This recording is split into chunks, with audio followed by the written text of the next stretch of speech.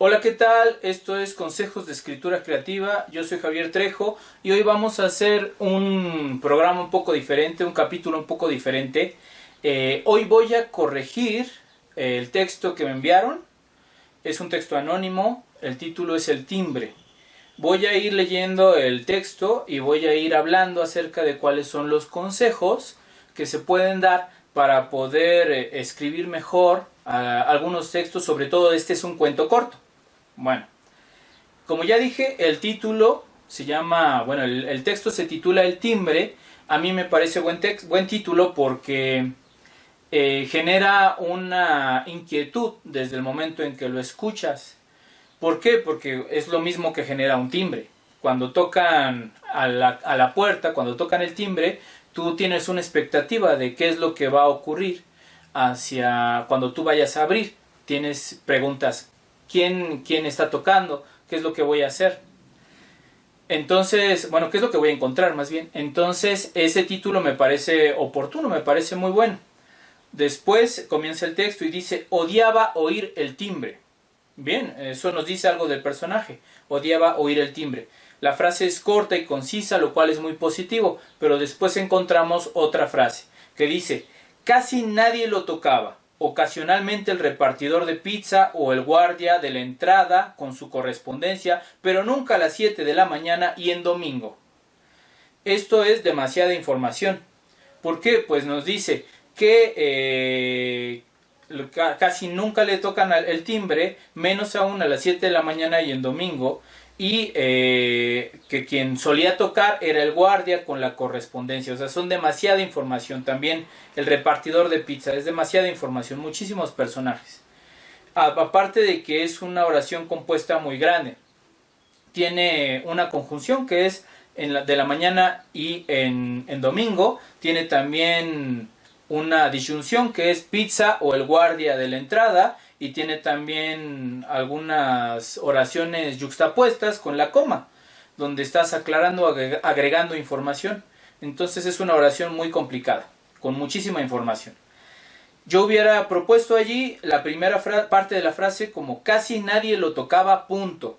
Ahí casi nadie lo tocaba, punto. Entonces ya cortamos esa parte de información y luego sigue ocasionalmente el repartidor de pizza. Ahí podría ser la coma. O el guardia de la entrada. Y podemos poner otra coma. Incluso podemos agregar ahí: él siempre traía la correspondencia. Otra coma. Y después ya viene, bueno, más bien ya pondríamos, más bien ahí después de, y ya con su correspondencia le ponemos el punto. Después diría: pero nadie nunca tocaba a las 7 de la mañana y menos en domingo. Entonces ya se está administrando todo. Si se dan cuenta, gran parte de la oración se arregla solamente administrándola diferente y cortando con algunos puntos. Bueno, continuamos. Los únicos que lo hacían eran mis horribles vecinos. Ok, entonces aquí nos quiere decir algo que ya contradice lo anterior. Nadie nunca lo hacía, pero quienes sí lo hacían eran los vecinos. Aquí ya hay una contradicción. Porque a mí me parece, o sea, suena, desde la verosimilitud del texto suena, que en realidad sí le pasa, y cuando pasa a esta hora es porque son los vecinos. Así que aquí hay una contradicción argumental. Luego dice: y no era para saludar o para compartir un postre. Aquí ya nos da la idea de que incluso ya sabe por qué van a tocar. Y no era porque querían saludar o para compartir un postre o para ver cómo estaba. Ahí pone el punto. Lo cual todavía no nos está cerrando la idea. Si no nos está cerrando la idea, ¿por qué está el punto ahí? Tendríamos que dejarle la coma y continuar. Dice: o para ver cómo estaba. Ahí yo le pondría la coma. Ellos, quitaría el no porque viene un no. Quitaría el no y diría: ellos solamente tocaban para que ella moviera el carro. Muy bien. Si se dan cuenta, aquí apenas aparece nuestro protagonista, que es ella. Y nuestra primera oración de todo el texto era: odiaba oír el timbre, que tenemos una oración con sujeto tácito. Y ese sujeto tácito bien podría ser en primera persona. Si yo digo yo odiaba oír el timbre, no suena a que esté mal conjugado. Pero también si digo ella odiaba oír el timbre, tampoco está mal conjugado. Pero a mí me hubiera gustado más como lector que fuera en primera persona. es decir, que nos estuviera hablando del protagonista mismo. Y aquí en la tercera línea nos estamos enterando que el protagonista es ella y que es en tercera persona, lo cual le pone distancia entre el narrador y el lector. Muy bien, entonces aparte de que el personaje ya sabía para qué tocaban los vecinos, o sea que ya no es verosímil el hecho de que nunca tocaban. Sí tocaban frecuentemente y sabía exactamente para qué tocaban. Entonces ahí hay mucha contradicción en cuanto a lo que se está diciendo. Luego dice, era uno de los pocos inconvenientes de vivir en un departamento. El constructor había puesto los cajones de estacionamiento uno detrás de otro. Esto está interesante porque nos dice cómo está hecho el lugar y nos aporta en el paisajismo del lugar. Nos dice cuál es la distancia entre los cajones, que en realidad está todo muy amontonado en el estacionamiento de los departamentos. Aunque si estás entrando directo a lo que es el paisajismo, convendría decirnos un poquito más acerca de ese paisajismo. Decirnos, por ejemplo, yo me imagino la unidad de color beige. Me imagino esa unidad de color beige. Y me hubiera gustado también que nos dijeran cuál es la manera en que está construida esa unidad y qué color tiene, por ejemplo. Luego dice, claro, ella había comprado el departamento con el cajón exterior. Salía a trabajar muy temprano y no iba a estar dependiendo de los humores de otros para mover su carro. Aquí ya se pone otra vez en un detalle. Hay que cuidar que cuando vas a decir un detalle no contradiga lo anterior. Si ya lograste algo bien, lo vas a descomponer si andas contradiciendo y agregando detalles. Entonces, bueno, ella había comprado un cajón exterior. Nosotros no entendemos ni cuál es ese cajón exterior. Si está fuera de la unidad, entonces no es un cajón. Entonces, ¿cuál es interior y cuál es exterior? Aquí solo entenderían las personas que viven en esa clase de lugares. Y no todos los lugares que tienen ese mismo tipo de cajón van a decirte, bueno, ya sé cuál es el exterior, cuál es el interior. Entonces aquí convendría quitar el cajón exterior y sonaría mucho más verosímil y mejor, más congruente. Diría, claro, ella había comprado el departamento con un cajón, salía a trabajar muy temprano y no iba a estar dependiendo de los humores de otros. Si se dan cuenta, la parte de que era un cajón exterior no aportaba nada. Después continuamos. Dice, pues bien, eran las 7 de la mañana en domingo. Ella había dormido solamente 4 horas y oyó el timbre. Aquí se está repitiendo lo que ya sabemos. Era domingo, eran las 4. Ahora, si se va a repetir no hay ningún problema. Uno de los recursos literarios más importantes y más efectivos de toda la historia de la humanidad es el estribillo, que es la repetición. De hecho, gran parte de las figuras retóricas se manejan a través de lo que es la repetición. Y esta repetición puede ser benéfica o puede no serlo. En el caso de que vaya a ser benéfica, ¿cómo va a funcionar si la haces de una manera sutil o bien estructurada? Por ejemplo, repetir las mismas palabras. Si nosotros vamos a usar las palabras de este texto, sería: eran las 7 de la mañana, era domingo. Entonces, al inicio podría decirse lo mismo. Estaban tocando el timbre, eran las 7 de la mañana, era domingo. O incluso se puede jugar con esas figuras reiterando no solo lo que está ocurriendo, sino también agregar una pequeña partícula poética que podría decir: no era posible, no a las 7 de la mañana, no en domingo. Y entonces se vuelve más intenso y más contundente. Estamos usando un estribillo mezclando una negación.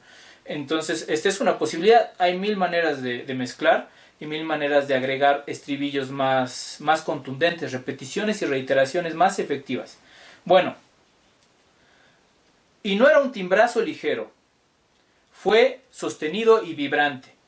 Pues no sé qué clase de timbre tenga, ¿no? Hay muchos timbres y no nos había estipulado desde un inicio qué tipo de timbre era. Si es un timbre que depende de la presión, entonces va a poderse sonar conforme vayan apretando. Pero si es un timbre electrónico donde solamente aprietas una vez y suena completo, es otra historia. Así que si el timbre es el título del texto, ¿por qué no dedicar tiempo a explicar qué clase de timbre es?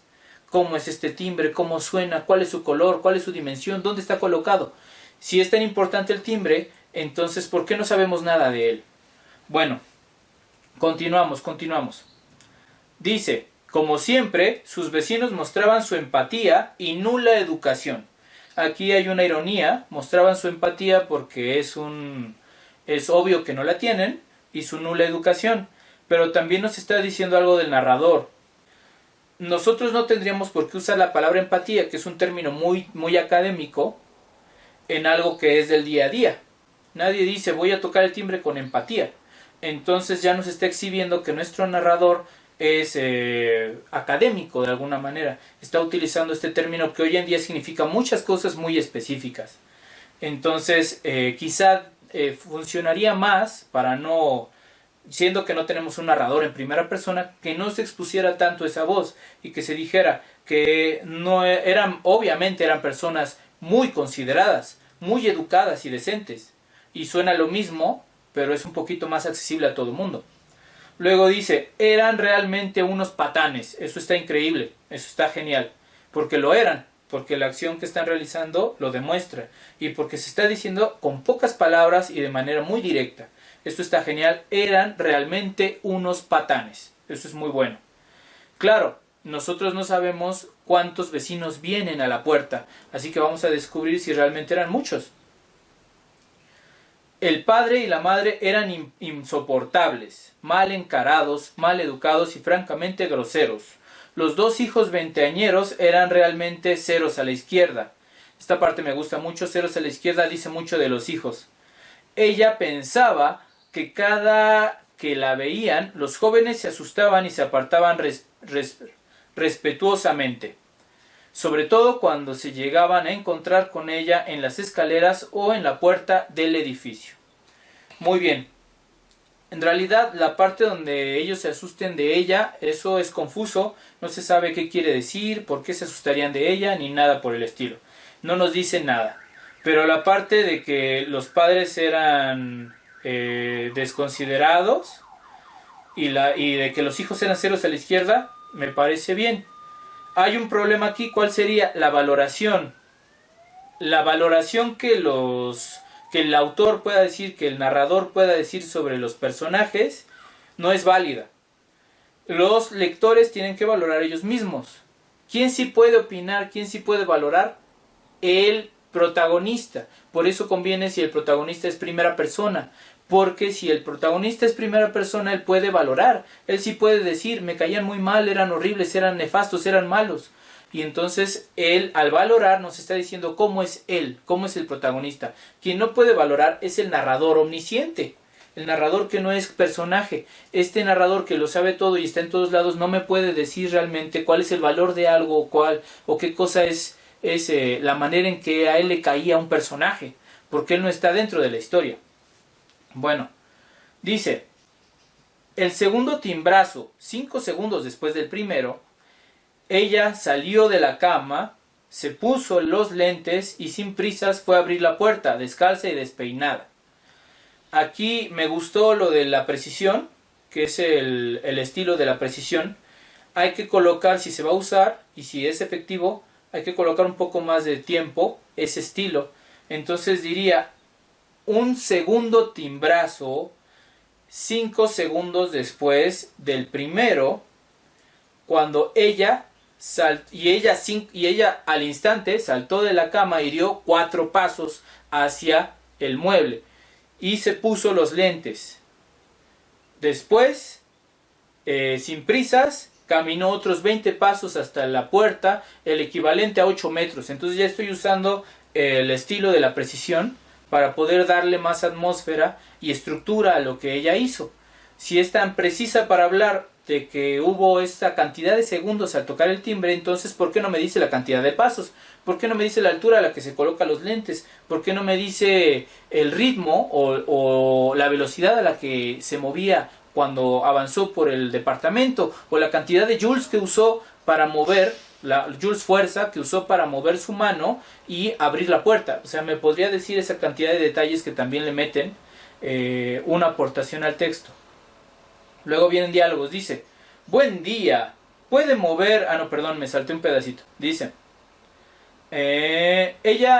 ahí estaba ella, la vecina cincuentona, si se dan cuenta, solamente era una persona. Entonces lo de los patanes es un poquito ineficiente. Si hubiera llegado no solo la vecina, sino también el vecino, los dos, lo de eran unos patanes sería más contundente porque concuerda mejor con el plural. Entonces dice, era la vecina cincuentona, con su cara de estreñimiento constante, metida en un vestido verde en el que parecía oruga. Eso está genial, lo de que parecía oruga, porque la vemos ridícula. Pero si está muy bien logrado eso, no se debe de abandonar. Ella debe de caminar como oruga, debe de verse viscosa como oruga. O sea, sería interesante que no se abandonara esa figura. Luego dice, buen día. ¿Puede mover el carro? Un momento. Me parece que pudo haberse dicho en narración continua, sin necesidad de diálogo, sin necesidad del guión. Pudo haberse dicho, ella dio los buenos días y pidió que moviera el carro, y nuestra protagonista le respondió que en un momento lo haría.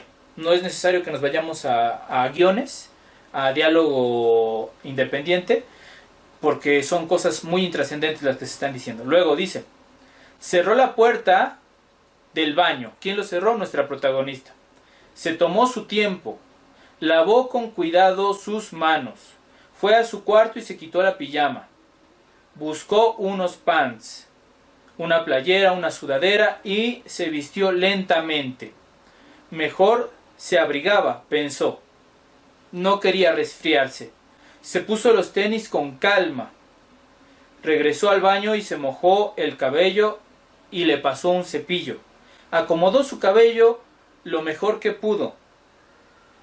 Vio su imagen en el espejo y le gustó. Le sonrió a su reflejo. Salió del baño y tomó las llaves de la puerta y las del carro. Le agradó el tintineo. Se tardó de más, saboreando cada momento.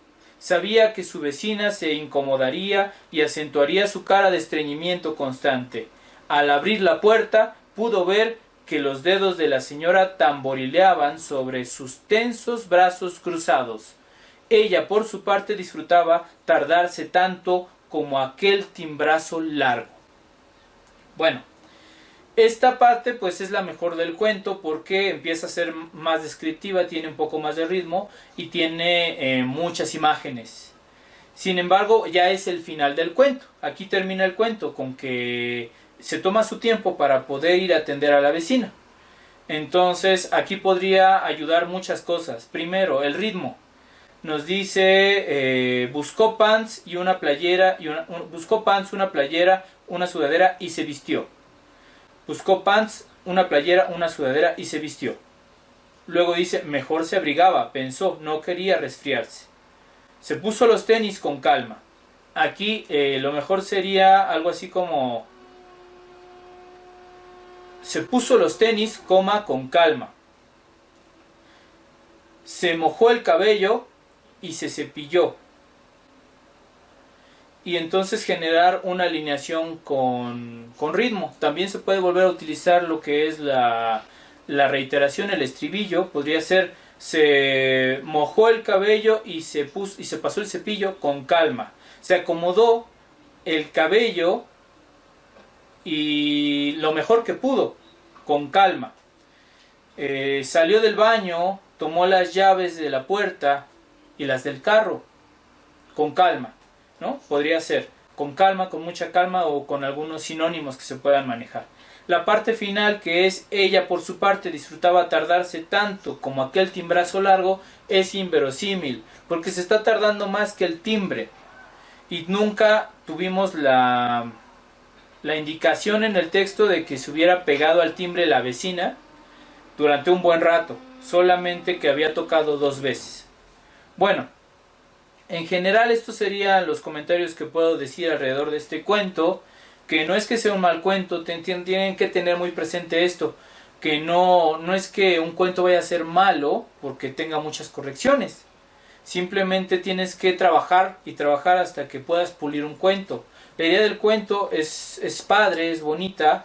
¿Por qué? Porque nos pasa a todos, es una cosa que te puedes sentir identificado. El título promete mucho. no cumple tanto porque en realidad, como les dije, se abandona la idea del timbre, se abandona la idea de la señora oruga, se abandonan muchas cosas durante el texto que son positivas y otras cosas se dicen solamente a la ligera, ¿no? De corrido. Y otras cosas se pueden decir mejor y otras cosas se pueden acentuar mejor y muchas cosas se pueden omitir. Bueno, si ustedes quieren que realice un análisis también de sus textos, pueden enviarme, por favor, su texto. Nada más me envían los comentarios, ahí está mi mail jvtt11@gmail.com. Y bueno, no me puedo ir sin recordarles, se pueden suscribir, tocar la campanita de las notificaciones, darle clic a la campanita de las notificaciones. Agradezco mucho sus likes, sus compartidos, sus comentarios. Y bueno, cuídense mucho en este tiempo de cuarentena. Eso es todo por hoy. Chao.